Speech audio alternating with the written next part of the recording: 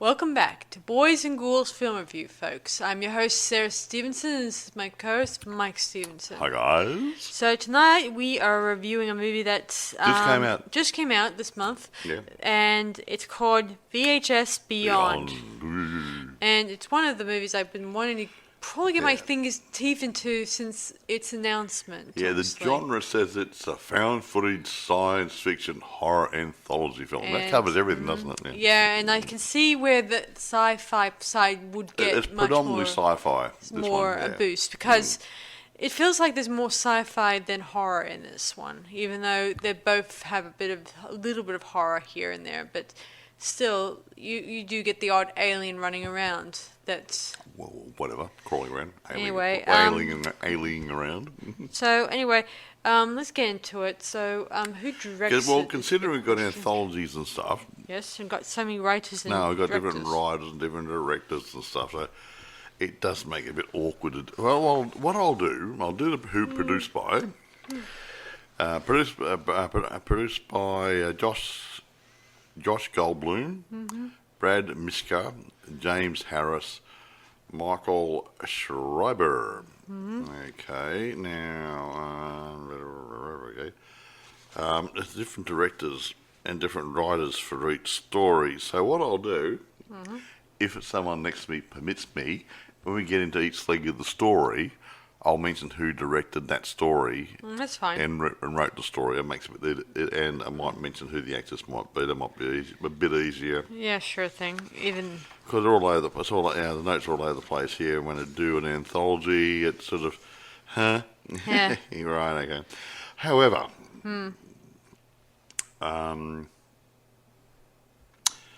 yeah, I can't think of anything I want to say before we start. Okay. Not much to say about it. Okay, let's get into it. It just starts off, obviously. Well, actually, how would you put it? It comes like a documentary or something? It comes off as a documentary, and not a very good one. No, not too fair.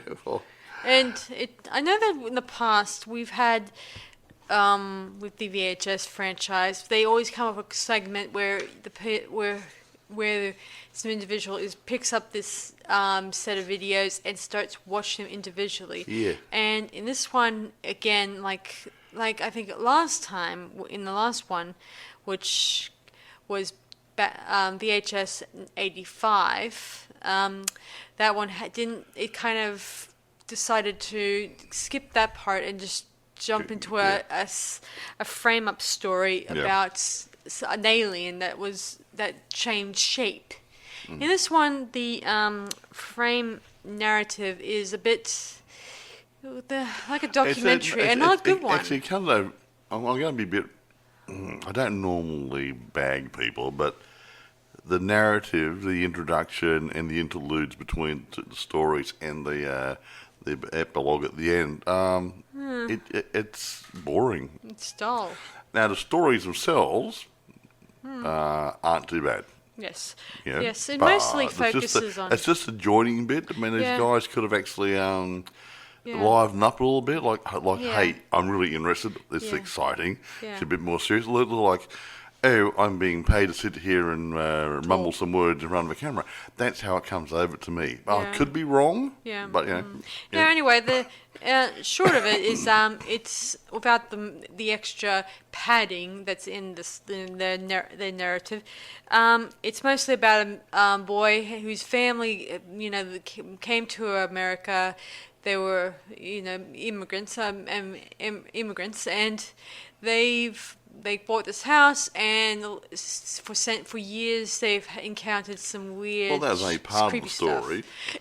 That's part of the story. And the last remaining family member disappeared, obviously, and the guys think that there might have been something paranormal that happened to him, obviously, or supernatural, anyway. So we jump into our first story, which is called Stalk. Now you can go into it, who the director and the writer Stalk. About a birdie. The Stalk did actually bring the baby.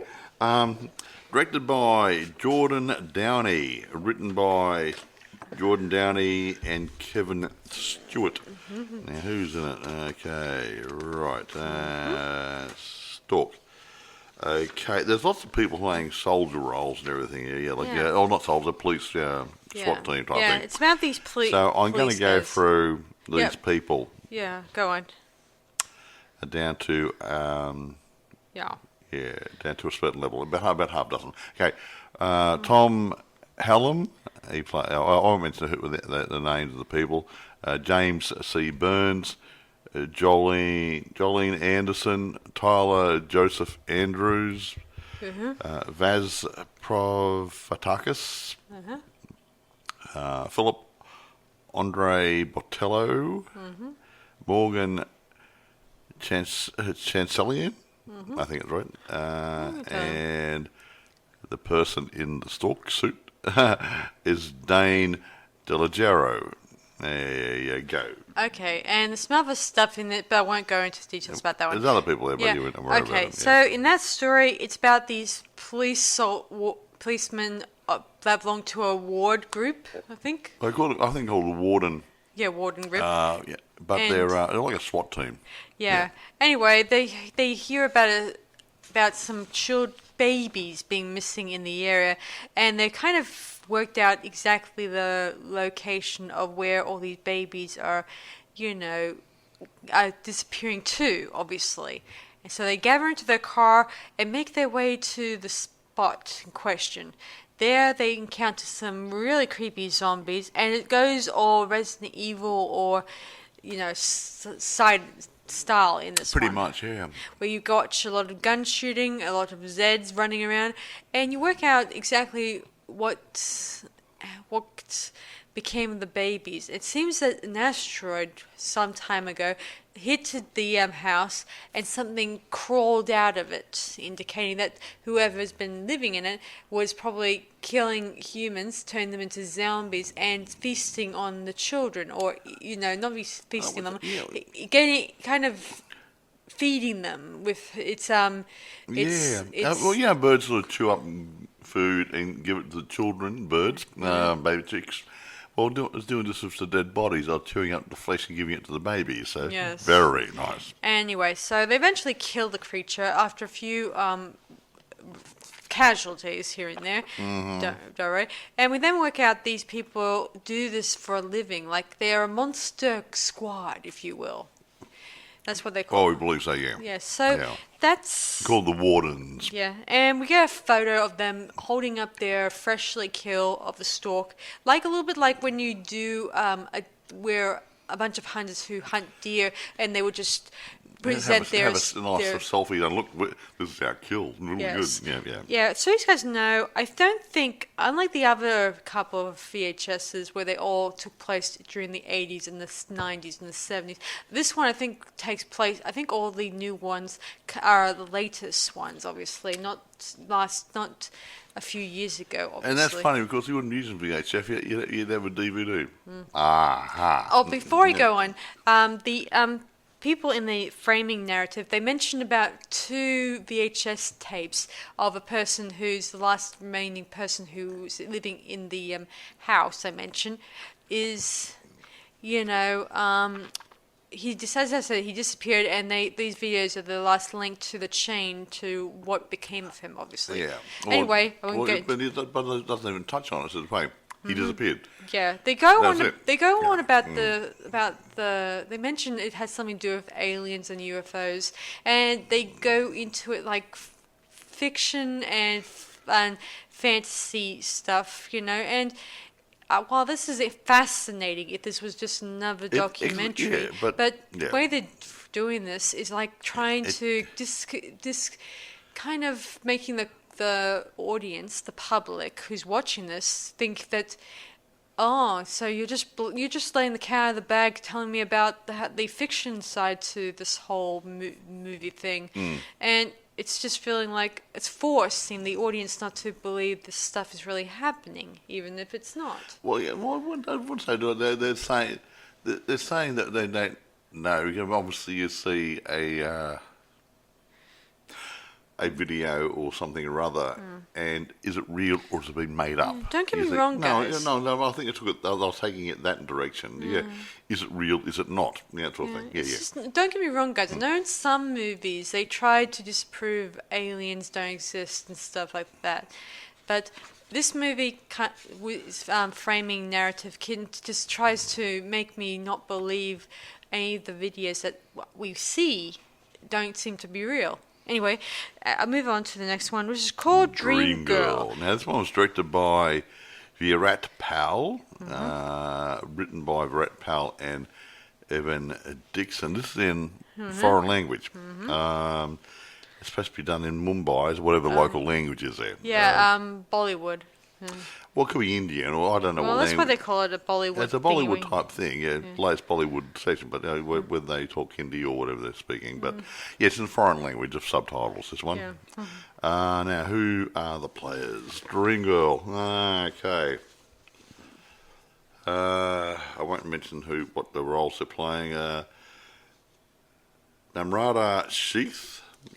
She's played main female roles and around Tara. Now, Sayandeep Singh Gupta, Rohan Joshi, Ashwin Masrang, Rikan Saigal, Farhan Syed, Wati Jain, and Virat Pal. There you go. Take it away, Grizzly. Yeah, so the story takes place with two behind-the-scenes videographers who are trying to get the behind-the-scenes of a new Bollywood, production with a beautiful lady, leading lady type lady called singer, dancer, whatever, called Tara. And while they're on the film set, they encounter something it's hard to believe and see. It turns out it has something to do with the lead actress, who turns out to be a creepy creature. We can't really put into words what she is because she does some weird, creepy stuff, obviously. Mostly to do with electricity, and she kind of tore off her face in a creepy fashion in a creepy scene, obviously. And sort of chases down everyone on the set, including the two behind-the-scenes videographers. Yeah, she's a robotic demon. How's that grab you? Not too bad, hey. Yeah, that's what they call it. Anyway, she eventually catches up to the final behind-the-scenes videographer and tears off his face. Yay. Killing him, and then she encounters some paparazzi outside and kills them off screen. And she just then starts singing, doing a singing she routine. starts singing her singing routine. Yeah, right, really good. Yeah, I know that's quick, guys, but it's technically... It's pretty much wham bam, thank you man, that one. Go in there, creature starts killing everybody. That's one of those types. Yeah, so the next one is called Live and Let Die. Yeah, Not die, D-I-V-E. It's about people dumping out a plane, parachuting. Yeah. Anyway, go into directed by Justin Martinez. Justin Martinez, written by Ben Turner and Justin Martinez. Now, the players. Oh, gee, a lot of people. Okay, what have I got here? Okay, right, here we go. I'll just do the same thing. Bobby Sasky, Erat Wellington, Jerry Campisi, Bix Krieger, Hannah McBride, Skip Howland, Jeff Turner, Dominique Starr, Jared Trevino, Matt Trammell, Philippe Cortez. That'll do. Yeah, so it takes place in an airplane where... Yeah, it starts on, how you get people go up there, a plane takes them up in the sky and say, we're so many thousands of feet, jump out now. Yeah, one of those planes. Yeah, anyway, the kids witness... some Air Force One chasing after a UFO. Turns out the UFO ends up crashing into their plane and... It falls apart. And it starts falling apart and causing all the parachutists to fall, and it wasn't an organised dive. It wasn't an organised dive. And, of course, when they get to the ground, they're in orange orchard. Is that the term? Yeah, an orange orchard. Yeah. Yeah, and some of the creatures that were on the spaceship are started to roam the orchard, chasing after them. They love oranges. And they also use a laser in their heads to, I guess, to it looks like a laser, doesn't it? Yeah. Yeah. That drills stuff. I like to think they're trying to look for information. Yeah, I think they actually did it. They scanned or did something to one person, and they didn't actually kill them, and then they later on did it to somebody and didn't kill them. But soon thereafter, they got killed anyway. Doesn't matter. But yeah.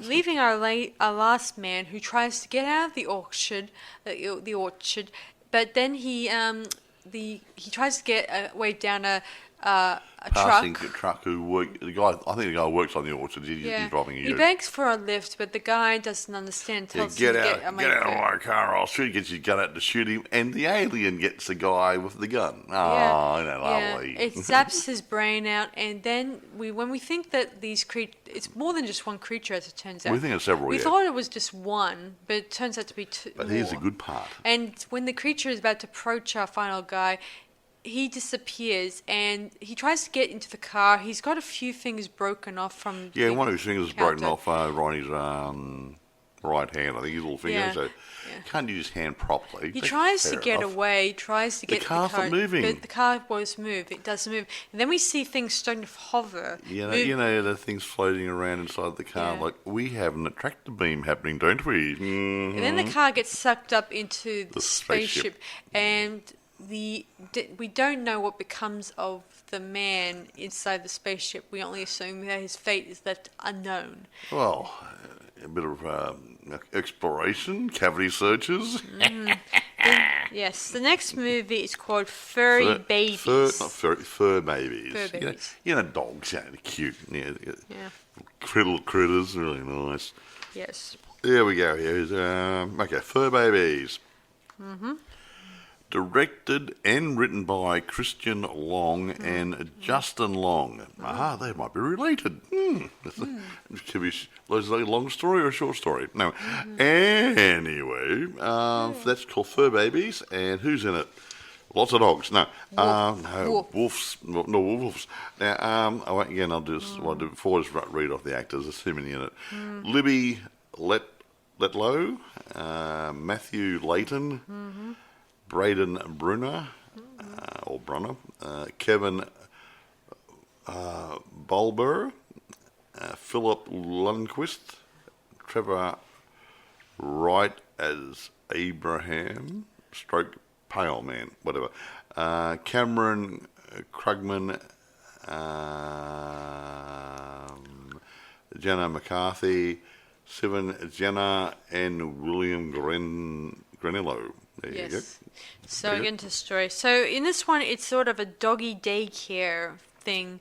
Bring your puppy here. We'll look after you if you go on holidays, doing something or whatever, yada yada yada. Yeah. And it mostly deals with an animal group. They think that these people are up to no good. Like probably something's not right here. Yeah, like they're probably taking dogs and doing something naughty to them.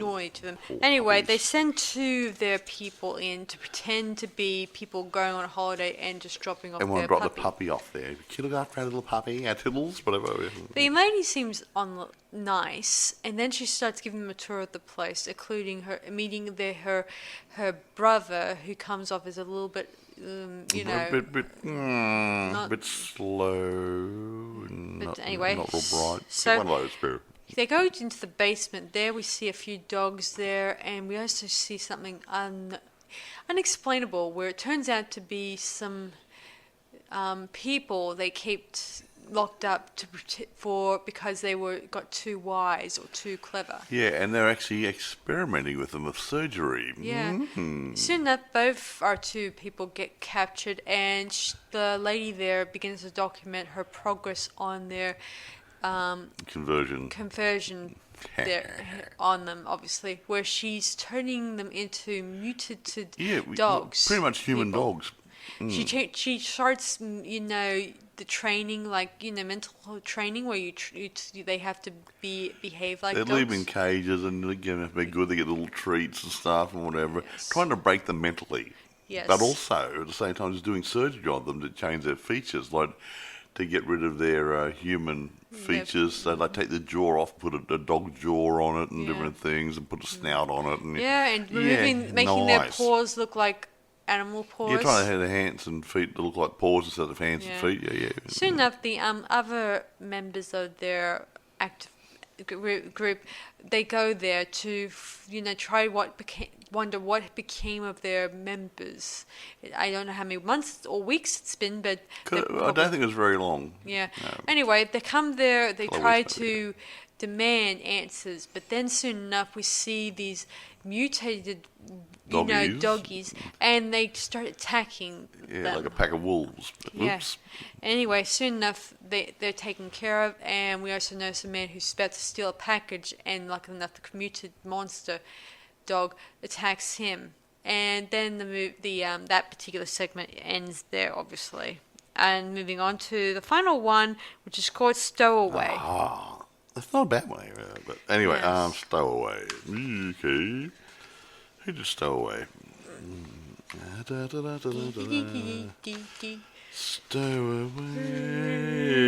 Stowaway. There you go. Directed by Kate Siegel, written by Mike Flanagan. Right. Who was in Stowaway? A Stowaway. No, it's mainly about one person. It's actually one person, and probably a fictional alien person. No, don't worry about that. Stowaway. Alana Pierce. Mm-hmm. I think that's her. The rest of it says colourful local 1, local 2, something or other. Yeah, that sort of stuff. But yeah, I won't mention other people because it's centered around one person. Yeah. Alana Pierce. Yes. As the what do you call it? A blogger, influencer? What is blogger, influencer? I don't know. Yeah, well, that's all. But I mean, by the sounds of it, she wants to find out about some lights in the sky, the universe. Yes, she's trying to trace these sightings, different things. Yeah. I'm going to prove there's a UFO and alien life forms. Guess what? It gets a bit too close and personal. Yeah, somehow it becomes an obsession where she finally sees them on the ground level, and when she approaches it, when she gets close enough, like close, it opens the door and she walks in without even so much the thought that maybe it's time to call quits and go home. But she's investigating. Oh, it looks so interesting inside. She goes inside. It doesn't look like there's no control panels. There's no special metal. It looks like it's all like it's a cave mostly when you think about it. A greasy cave. No, but the point is that could just be like a pod instead of the main mothership anyway. Mm-hmm. Yeah, so yeah. Anyway, she then works out that these aliens are collecting specimens. Yeah, animal specimens, insect specimens, whatever, yeah. She then notices the alien. We won't go into details about that because it's not really important. But when she tries to leave the spacecraft, we notice that the entrance is gone, indicating that the alien was probably wanting to take her back as one of its specimens. And it turns out that whenever she cuts herself or breaks a nail or anything like that, these weird little thingy wings start scattering and fix her wounds.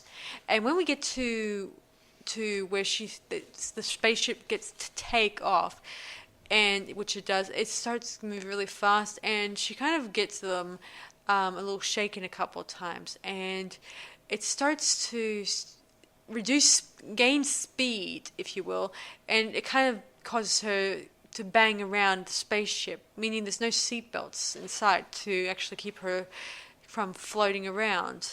And soon enough, these weird things that are healing her soon make her face and features look so she doesn't look like she's human anymore. It's not. Well, what's actually happening is they're trying to build her up. They don't have a blueprint of human DNA, human biology, so they're just sewing them back together again. But every time they sew back together, there's a mutation done to her. Yes. And so she can't die because these things will keep her alive. Mm. But the more she gets damaged, the more mutated she becomes. Yes, indeed, Bob. So that's the end of Stowaway, and we'll get back to the frame narrative, where it continues, where they do one-on-one interviews with people who give off long, boring depictions about sci-fi fiction or fact. There's had three guys, some debunker guys there and stuff. And they and in the end they're going, okay, they're looking at the VHS tapes. They looked a little bit stunned, going, okay. Yeah, they're looking at the VHS tapes from the guy I mentioned earlier, and some of them say, this looks really too real, or this doesn't look too real, it looks fairly fictional. But then we get a glimmer of what that videotape stuff was. It shows the man, napping, and he has both a GoPro on him and as well as a wide angle camera that's seeing the whole thing. Where we see the creature walk into the room, the room goes a red color, and soon enough the creature's hovering over him, and we see his face approaching him, and we see that this creature's taking out some eggs from wherever. That's right. On his body. Oh yeah. He's using them to do what? Probably keep them warm, maybe. Who knows? And then the creature takes the camera and stuffs down the man's throat. Yeah, when you go to an nose and throat specialist, put a little camera down there and look at look one of those sort of okay. Yeah. Then I've had that done. The movie ends. As much as I would have loved it if they had a little bit more of a supernatural stuff, not just UFO stuff throughout. I mean, it would be nice for something different, obviously. Anyway, I just thought the whole framing narrative slowed things down too much and bored the audience, not giving them, not getting them excited for the what's going to happen next in the end. Obviously, I mean the whole point of the framing narrative is to hook your audience. Yeah. Anyway. And in the past, in the first 3 ones, it was always a person in the room with the VHS tapes, taking one after another and watching them with the audience. They sort of symbolize the audience watching it with the character, obviously, and the character is the audience. Exactly. And the framing for that is pretty good, because especially the first episode where you see a person in the room watching it, and the next minute the person's gone, and then another person goes ahead and watches the rest of the tapes. Isn't that right? Yes, I. Yep. And this didn't have that sort of effect. It kind of was more a long-going documentary that didn't have no end in sight, and it had no twists. I mean, or turns, and it feels so let down. It's really funny because I'll get on to the reviews in a minute. Mm-hmm. The bits, the introduction bit and the ending bit and the interludes, to me didn't really work. I know what they were trying to do, but the people were boring. Yeah. I don't know if it's just the actors or the director, I think or the script. I do not know what. The magic just didn't happen. Yeah, I've read somewhere that the director for the film narrative is actually a documentary filmmaker. Yeah, that's so. But you still be animated a bit and more excited and intense and But who knows if they may change the directors? Maybe they bring back the old ones from the past. But the individual stories weren't bad. Don't get me wrong. But just the interludes and stuff, they left me a little bit going, well, it's time to go put the kettle on. Mm-hmm. I leave the room, nothing's happening. And like an intermission, if you will. So it didn't actually go, oh, what's happening now? They didn't make it entertaining or interesting. Yeah, the whole point of that part was to get your audience wondering what's going to happen next. Yeah, sit on the edge of your chair. I won't leave the room. I might miss something. Well, but didn't have that. Anyway, reception. Now, I'm confused a little bit. Now, actually, this only came out the other day. We're doing this here. It's the 6th of October, so you're going to see us in about a week or so. But on Rotten Tomatoes, the 37 critics voted and gave an average of 89%. So they liked it. Metacritic gave it 69 out of 100. Yeah. And now, here we go. a guy called Ryan Scott from, it's called Film. Must be a site called Film. Gave this film 9 out of 10. And he said, pound for pound, segment for segment, death for death, this is everything we could possibly want from a horror anthology. Then, here we go, there's going to be the negative one here now. Brian Tellerico from RogerEbbett.com gave the film a neutral review. What's that mean? It, like us. Okay. Awarding it 2.5 stars out of 4. Probably for the same reason. The interludes, the introduction, the ending were a bit on the boring side, which didn't service the movie properly. So, I mean, really? I mean, they could have done a little bit better on that, and it would have lifted the game really, really good. Now, having said that, again, I said before, and I'll say it again, that the individual stories aren't bad. It's just the other bits trying to hold it together a little bit lame. Yeah. And I don't want to pick anybody. I'm not a troll, but that's the way it comes over. Yeah. And I was going, okay, this is boring. Yeah. Let's wait for the segment to start. Yeah, the story to start, because the bit in the middle was terrible. Yeah, the joint a bit. Yeah. So anyway, irrespective, that's just my opinion. Okay, I'm not knocking the producer, directors, or writers, or anybody else. But that's just the way it came over. Yeah. Yeah, it just felt disappointing. Yeah, a bit. And now, having said that,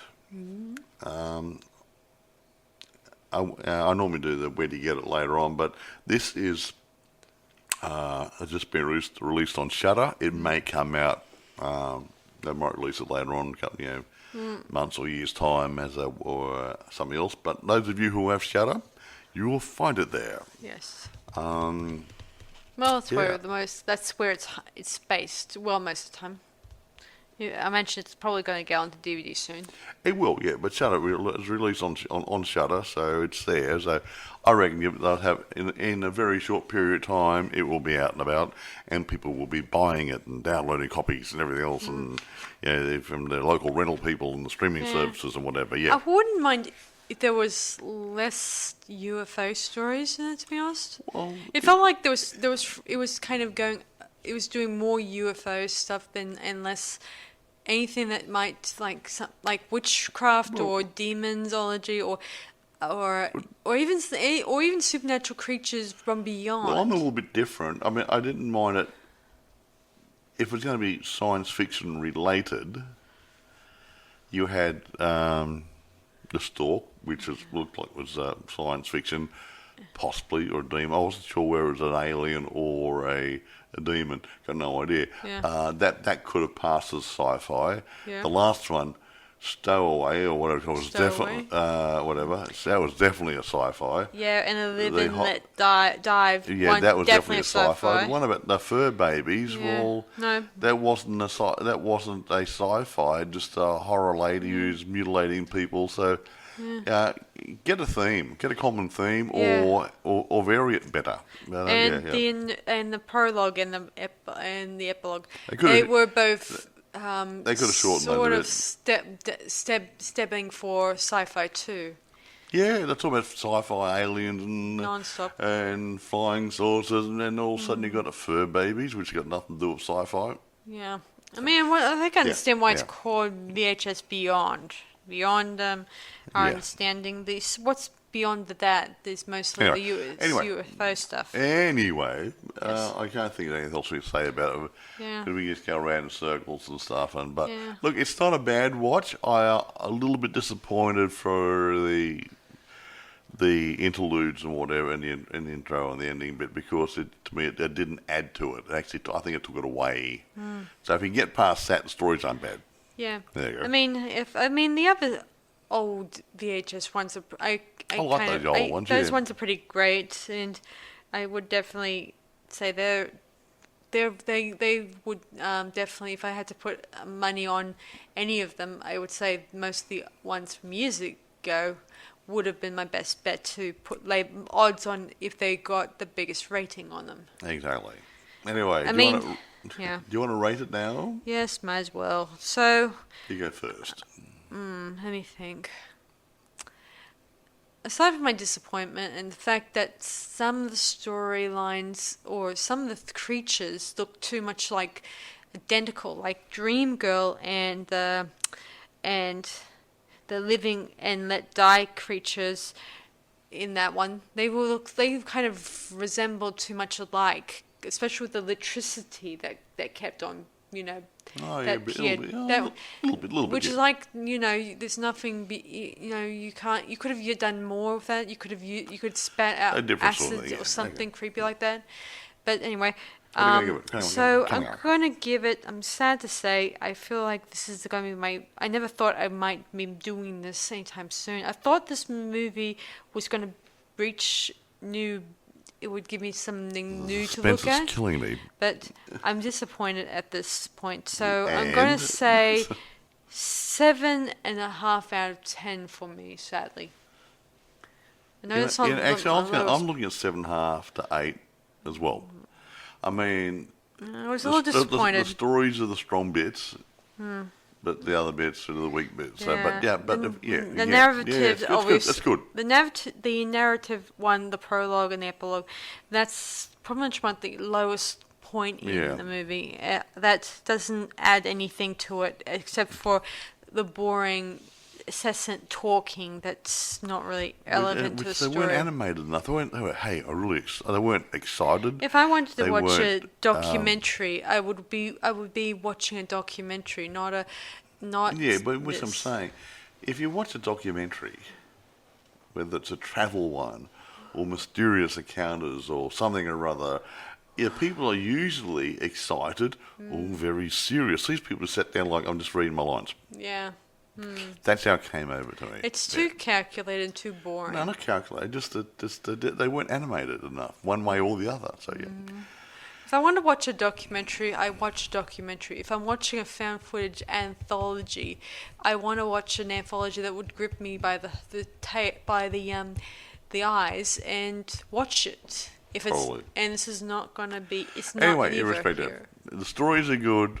The other bit not so much. Yeah, anyway, but go have a look yourself. It's available on Shudder, which may come out soon for Amazon, eBay, and other places. And when they decide to make some more money out of it somewhere else, hopefully we'll probably do a few more Halloween stuff before Halloween. We're getting close to the end of the month, aren't we? I think so. We're a couple of weeks ahead here, so we might have another couple of Halloweeny thingies. Yeah, and then we're going to move on to. Then after that, we'll move on to something else. SpongeBob SquarePants. No. There we go. No. All right. That's about it from us, guys. I'm sorry this was probably one of our shortest ones. It's one of our shortest ones. Yeah. It feels like it. It just feels, we like to get more excited about what we're watching, and this one didn't really get the juices flowing. No. I mean, the past VHS ones have really got me something, excited about, obviously. Sometimes I may not understand them, but after a few watches, I then get a full blast of what they're trying to go for. But this one didn't really reach my expectations, sadly. Well, there you go then. Anyway, that's about it from us, guys. I hope you guys enjoyed this review. Yeah, look, it's worth a look. Yeah, it is worth a look. Yeah. Yeah, I won't knock you guys to not watch it, obviously. So be sure to check it out and let us know. No, the writers and the directors did a good job. And the actors did a good job for what they are. For what the stories were, Yes. Anyway, so that's about it from us, guys. So I hope you guys enjoyed this review, and I hope you guys be sure to check it out, on Shudder and stuff like that. I don't know if it's going to be on Netflix. I don't think so. Well, it doesn't mention Netflix in my, but it's on Shudder. Yeah. Yes. Anyway, that's about it. So we'll talk to you guys soon for our next episode, and I hope you have a good week. So this is Sarah Stephenson. And Michael. Thanks, seeing those guys around on Boys and Ghouls Film Review. Bye for now and have a good week. Bye, guys.